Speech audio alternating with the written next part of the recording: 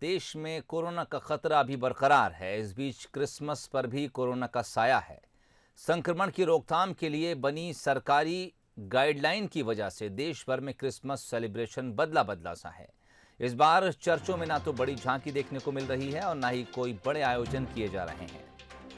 कई चर्चों में यीशु के जन्म की खुशी होने के प्रोग्राम की सोशल मीडिया पर लाइव स्ट्रीमिंग भी होगी। सभी चर्च में यीशु के जन्म का जश्न रात में 12 बजे से पहले मनाया जाएगा। सभी चर्च में सैनिटाइजर की व्यवस्था भी की जा रही है। सोशल डिस्टेंसिंग का भी ध्यान रखा जाएगा और लोगों को मास्क में ही एंट्री दी जा रही है। इस दौरान केक काटने के साथ ही प्रार्थना, कैरोल सिंगिंग और कई कार्यक्रम होंगे।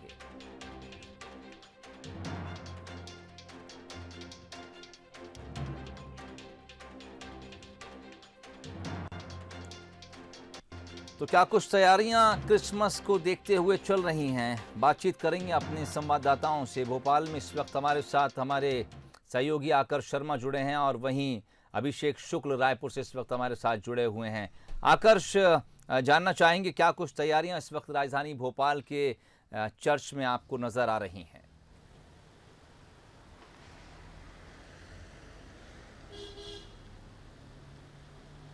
आकर्ष, आपको मेरी आवाज मिल रही है?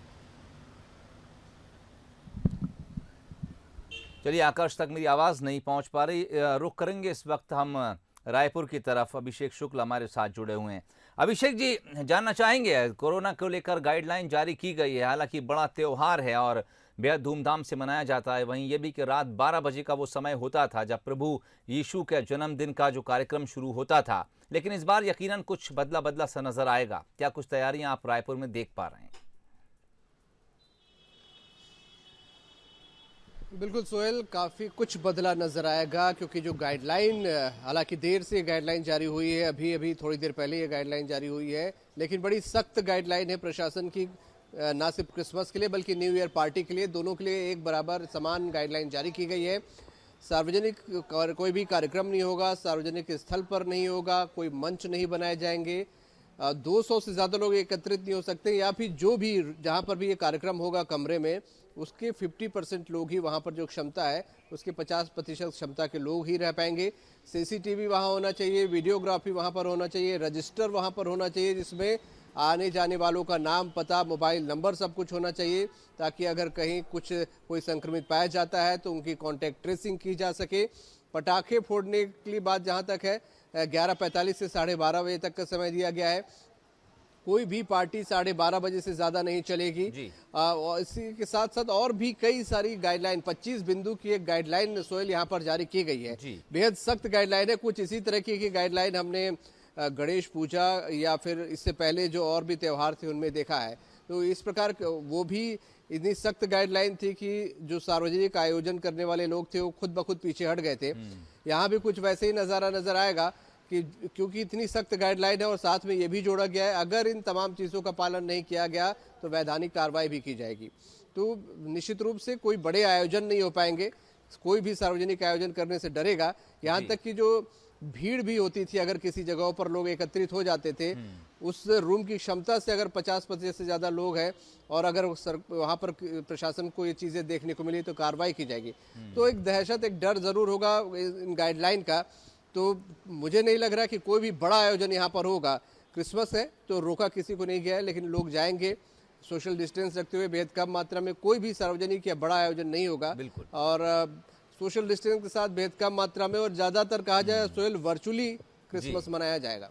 ठीक है। और इस दौरान हमने देखा भी है अभिषेक जी, देश भर में जितने भी त्यौहार 2020 में आए हैं उसको लेकर जब जब गाइडलाइंस जारी की गई हैं, लोगों ने खुद आगे आकर उन तमाम गाइडलाइंस को सपोर्ट किया है। और सिर्फ अगर चुनावी रैलियों को छोड़ दिया जाए तो उसके अलावा तमाम जगहों पर कोरोना गाइडलाइन के जो नियम है उनका पालन करते नजर आए हैं। आकर्ष हमारे साथ जुड़े हुए हैं। आकर्ष, रायपुर की हमने बात की, तमाम गाइडलाइंस अभिषेक जी ने बताई। हम जानना चाहेंगे इधर भोपाल में भी प्रशासन ने क्या कुछ गाइडलाइंस जारी की हैं, क्योंकि क्रिसमस अब बिल्कुल नज़दीक है। सो साफ तौर पर क्राइसिस मैनेजमेंट के साथ जिला प्रशासन के अधिकारियों की बैठक हुई थी और इसके बाद धर्मगुरुओं से भी चर्चा की गई थी। तो उन्होंने साफ तौर पर स्पष्ट कर दिया था कि जो गाइडलाइन सरकार तय करेगा, प्रशासन तय करेगा, उनका वो फॉलो करेंगे। और यही है कि 9 बजे तक जो है चर्चों में कार्यक्रम पूरे समाप्त कर दिए जाएंगे। उसके बाद तय समय सीमा दी गई है। यदि आप फटाखे आतिशबाजी करना चाहते हैं तो 11:55 से लेकर 12:30 तक, मतलब 35 मिनट में आप आतिशबाजी कर सकते हैं, आप जश्न मना सकते हैं। यही गाइडलाइन न्यू ईयर के लिए भी रहेगी और यही क्रिसमस को लेकर भी रहेगी। और इस तरीके के पूरे जो आयोजन होंगे वो वर्चुअली होंगे, घर बैठ के लोग उसको देख सकेंगे। मतलब कोरोना जो क्रिसमस है उसको लोग जश्न जरूर मनाएंगे, उसका आयोजन जरूर होगा, लेकिन वर्चुअली। कहीं ना कहीं कोरोना संक्रमण जिस तरीके से तेजी से फैल रहा है, हम राजधानी में भोपाल की बात करें, मध्य प्रदेश की बात करें तो बीते दिनों से रफ्तार जरूर कम हुई है, लेकिन जिस तरीके से कोरोना स्ट्रेन का एक खतरा बना हुआ है, लोगों में काफ़ी डर है। और यही कारण है प्रशासन किसी भी तरीके की कोई गलती नहीं करना चाहता है। यही कारण है कि गाइडलाइन जारी कर दी गई हैं। और जो आयोजन होंगे सोहेल, जो चर्चों में, उसमें भी 50 से ज़्यादा लोगों की अनुमति नहीं दी गई है और किसी भी तरीके के सार्वजनिक आयोजनों की अनुमति नहीं है। रात में 9:30 से 9:30 के बीच में आपको तमाम जो है क्रिसमस में जिस तरीके के आयोजन उन्हें समाप्त करना होगा। उसके बाद जरूर आतिशबाजी के लिए जरूर समय तय किया गया है।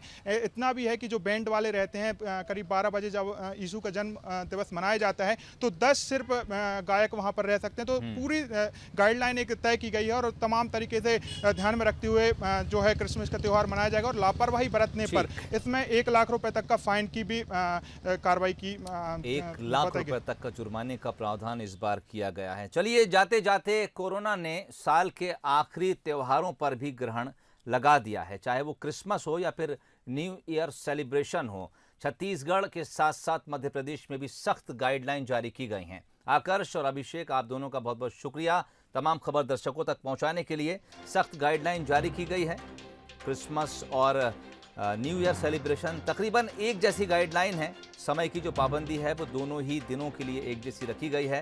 हालांकि लोगों को इस दौरान त्यौहार मनाने से या फिर न्यू ईयर सेलिब्रेशन से रोका नहीं जा रहा है, लेकिन वो तमाम नियम उनको बता दिए गए हैं कि आप किन नियमों के तहत अपने त्यौहार या फिर नए साल का जश्न मना सकते हैं।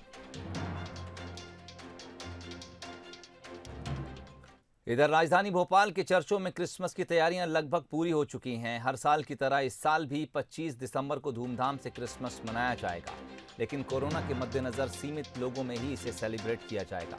प्रशासन कोरोना प्रोटोकॉल के तहत पूरी तरह से एहतियात बरत रहा है और ईसाई समुदाय के लोगों से भी कोरोना गाइडलाइन का ध्यान रखने की अपील की गई है। इसके साथ ही आगामी न्यू ईयर पर नाइट कर्फ्यू को लेकर भोपाल कलेक्टर ने सभी प्रशासनिक अधिकारियों, पुलिस अधिकारियों के साथ बैठक की है और फैसला किए जाने की बात पुलिस की तरफ से कही जा रही है। देखिए, क्रिसमस को लेकर तो समुदाय से हमारी बातचीत भी हो गई है। जो भी अनुमतियाँ उनको रिक्वायर्ड थी वो भी जारी कर दी गई है और करंट गाइडलाइन का पालन करते हुए ही बहुत अच्छे से क्रिसमस को मनाया जाएगा। ये बातचीत सभी से हो गई है। क्रिसमस की तैयारियों में दुर्ग भी जुटा हुआ है। प्रभु यीशु के जन्मदिन के मौके पर चर्च को सजा दिया गया है। हालांकि कोरोना की वजह से रात भर होने वाले कार्यक्रम स्थगित हैं। क्रिसमस की तैयारियों का जायजा लिया हमारी संवाददाता अनुभूति ठाकरे ने। क्रिसमस को अब चंद घंटे ही रह गए हैं और आप देख सकते हैं कि किस तरह की रौनक चारों ओर नजर आ रही है। लाइटिंग्स और स्टार्स जो हैं उससे पूरा शहर जगमगा रहा है। इस वक्त मैं खड़ी हूँ चर्च में, जहाँ पर काफ़ी सारे लोग हमारे साथ मौजूद हैं। चर्चा करेंगे कि इस बार क्या खास है और किस तरह से वो लोग क्रिसमस का त्यौहार मना रहे हैं। पास्टर जी हमारे साथ मौजूद हैं, उनसे बात करेंगे इस बार क्या कुछ बदलाव होने वाले हैं, किस तरह से ये आज रात से लेकर कल सुबह तक किस तरह से यहाँ पर आराधना होगी प्रभु यीशु की।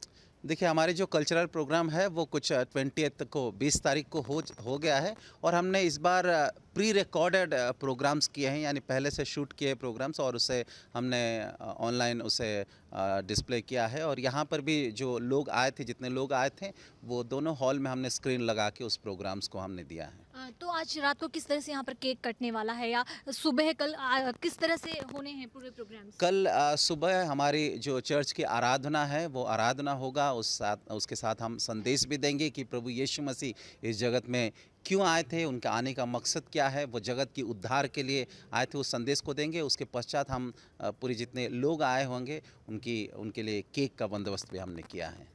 देखिए, इस बार क्या कुछ मिस कर रहे हो? कोरोना का संक्रमण है, क्या कुछ मिस कर रहे हो आप लोग? हम बहुत चीज़ चीज़ मिस कर रहे हैं, क्योंकि पहले जो एक साथ गैदरिंग होती थी हमारी और हम सब लोग एक साथ रहते थे, एक साथ मिल के बजाया करते थे, गाया करते थे और एक साथ हर चीज़ में एक साथ ही रहते थे। और इस बार ये कोरोना की वजह से ऐसा हुआ कि हम सब लोग डिवाइड हो गए, हम कुछ कर नहीं पा रहे हैं। हम जैसे एक साथ हम बाजा बजाते थे, गाना वाना गाते थे, एक कोरोना के चक्कर में कई लोग आ नहीं पा रहे हैं। कई लोग ऐसा हो जा रहा है कि कुछ प्रॉब्लम्स के चलते, कुछ किसी के एज के चलते वो नहीं आ पा रहे हैं। लेकिन हम यही चाह रहे हैं कि ये हमेशा के लिए चले जाए। हम यही दुआ करते हैं प्रभु से कि इस बीमारी को जल्द से जल्द ख़त्म हो जाए और इस चीज़ के लिए हम रेगुलरली कंटिन्यूसली प्रेयर भी करते हैं कि इस अभी जो प्रॉब्लम चल रही है हमेशा के लिए दूर हो जाए और प्रभु इस चीज़ को ज़रूर करेगा। तो देखिए उत्साह तो सभी में है, लेकिन कोरोना का संक्रमण है तो मजबूरी है, सोशल डिस्टेंसिंग का पालन कर रहे हैं ये। और जो हर साल जितनी गैदरिंग होती थी उतने लोग इस बार इकट्ठे नहीं हो रहे हैं। ये लोग सोशल मीडिया का जो है वो सहारा ले रहे हैं। काफ़ी अच्छी बात है, यहाँ पर सोशल मीडिया का इस्तेमाल किया जा रहा है। ऑनलाइन जो है वो प्रभु यीशु के इन्हें जो है दर्शन कराए जा रहे हैं। काफ़ी अच्छी पहल है चर्च प्रबंधन की। उम्मीद है कि कोरोना का संक्रमण जल्द ही दूर होगा और अगले साल ये लोग बेहद ही उत्साह के साथ और बहुत बेहतर ढंग से क्रिसमस की खुशियां मना सकेंगे। बंसल न्यूज़ के लिए भिलाई से अनुभूति भाकरे ठाकुर।